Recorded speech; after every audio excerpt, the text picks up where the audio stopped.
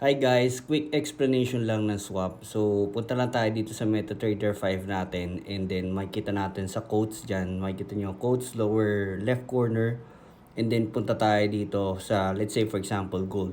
Or kung ano man yung pair or asset na tinitrade nyo. So, punta tayo dyan, click natin yan.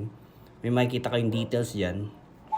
And then, yan, dito yung una nyo makikita sa taas. Swipe down lang tayo. Yan, makikita nyo dito, swap type, swap long, swap short.